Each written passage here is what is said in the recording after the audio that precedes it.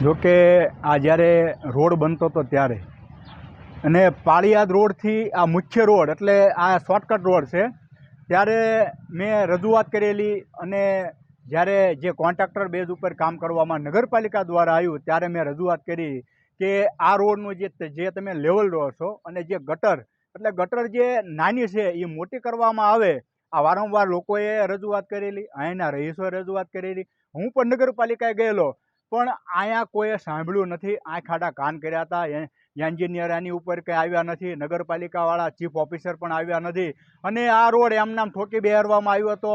ત્યારે મેં ઘણી વખત રજૂઆત કરી। આજે લોકો અહીંથી જવા આવવા માટે એટલી બધી ગંભીર પરિસ્થિતિ થઈ છે કે પોતાના ઘર સુધી પહોંચવું હોય તો આ ગટરની અંદર પડે છે, ગટરની અંદર પડીને ઊભા થાય છે। હમણાં 2-4 દિવસમાં એક બાઇકવાળા સ્લીપ ખાઈ ગયા અને એનો ટાંગો ભાંગી ગયો। આ જવાબદાર કોણ? શું નામ છે તમારું? બાબુ। આ કયો વિસ્તાર છે? ગોપાલનગર કહેવાય, કાંગેશા ભરાઈ કહેવાય છે, આનંદધામ રોડ। અરે કેટલી તકલીફ, આ તો વાત જવા જો। આમાં મચ્છરા કોઈ માણસો પડે અથવા બીમારી આમાં થાય અને વારંવાર નગરપાલિકાને રજૂઆત કરી છે મૌખિક અને આવીને જોઈ જાય છે પણ કાંઈ વસ્તુનું કામ થતું નથી। હા, લેખિતમાં આપેલી છે। મારું નામ શામજીભાઈ ચતુરભાઈ ચૌહાણ। તમે ક્યાં રહ્યો છો? શિવપરામાં। અહીંથી તમે નીકળો છો? હું રોજ સવારે સાંજે રાતે 10 વાગે હોતા નીકળું છું, ધંધે જાઉં છું, બરોબર। અહીંયા કણે આ રોજ કીચડ ખૂંદીને જવું પડે છે અને કીચડ ખૂંદીને આવવું પડે છે। આમાં છોકરા હોતા લપટીને પડે છે। આ નગરપાલિકામાં આવે છે આ વિસ્તાર? હા। તો આ કેમ રિપેર કરવા નથી આવતા? કોઈ આવતા જ નથી। અમે 2-3 વખત કીધું પણ કોઈ આવવું જોઈએ ને અહીંયા કણે।